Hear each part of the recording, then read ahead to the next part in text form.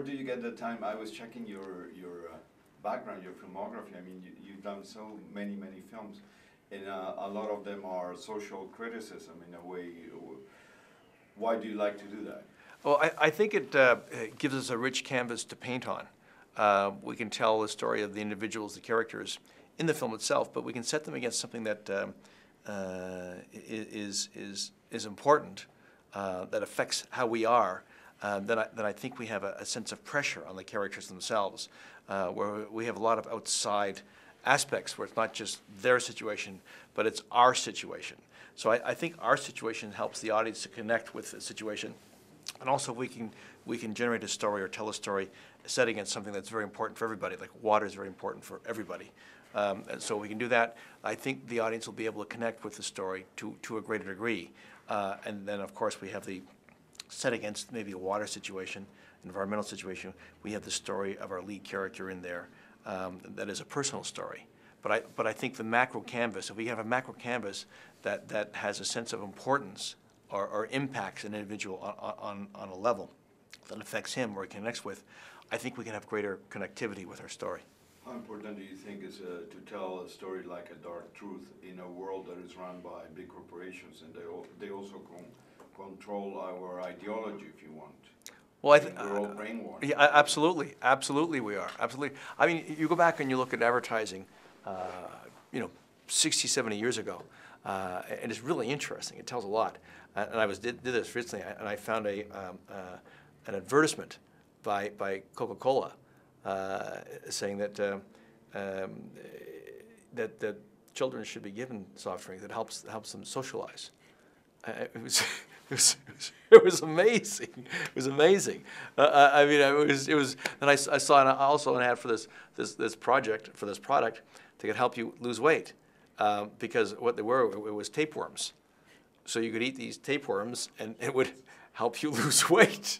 So, I mean, it's quite amazing. Then of course there's a whole thing with Nestle, with Mothermilk. Remember in Africa when they got all the mothers off breastfeeding and giving them formula to give their babies, and of course they didn't have water, and they were mixing it with unsterilized water because that's all they had.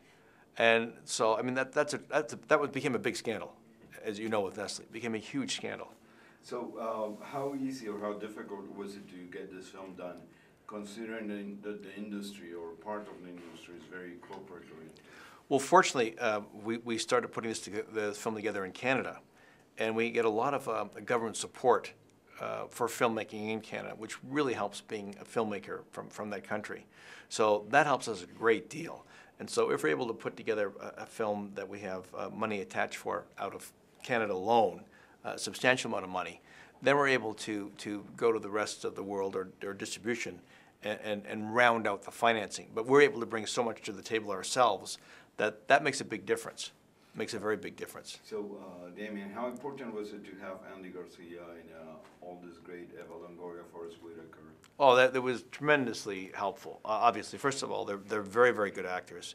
Secondly, they're great people. They're all great people. They're conscious, they're gracious, they're selfless, they're kind, and they have a good moral compass. And thirdly, the industry responds well to them, which helped, again, round out the financing by the virtue of their participation in the project. In a way, it's sad that the film is so truthful. It's not Yeah, absolutely. I mean, it's like the film Erin Brockovich.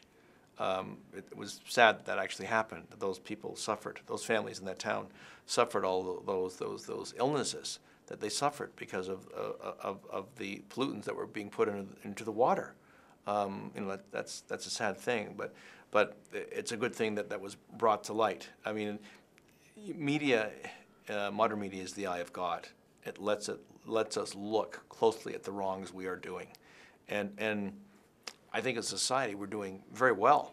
I think our consciousness is getting better. I think our morality as a world is getting better, and this happens because we see the wrongs that we're doing right away. I mean, for example, when Stalin was in Russia, and you know there was like close to 30 million people died under his regime. Nobody knew about it. Nobody knew about it at all. at all. This could not happen today. This could not happen. So I think that the news and media and film that deal with looking at the wrongs that are done in a way that is both enlightening and entertaining is important and a good thing for us. Could you tell us in few words what is the film about, to use the soundbite to narrate the story? The film deals with Andy Garcia's character, who's an ex-CIA agent who feels remorse for some of the things he did as a CIA agent, and he now has a radio talk show, an all-night radio talk show called The Truth. And he deals with, it's a call-in show where he talks to people about aspects of things he was involved in, aspects of their lives, trying to get to the truth. The conflict of water exploitation happens in Ecuador in our story, where a big multinational is involved in buying the water rights from the country and exploiting them. In the process of exploiting them, there is a malfunction in the purification plant, and a lot of people become very, very sick. And they try to contain this information violently so that in this town the people don't get out and tell what happened, because it's a public company, big international, they don't want that story out. So Andy's character goes down to help one of the people who survived this mishap down there. One of the people who survived is Forrest Whitaker, a person who Andy had incarcerated earlier in the early part of his life for 11 years. And he has to confront Forrest on this issue. Last question, what do you have to do to market this film within a world that is very taken by blockbusters in a way? I think you have to recognize the film that you're working with, this is not a big blockbuster type studio. This film will find its audience, and its audience isn't every person. But we don't need every person to see this film. We would like people who see this film to actually see it, and to be impacted to some degree by the film in terms of the various aspects that we're talking about right now.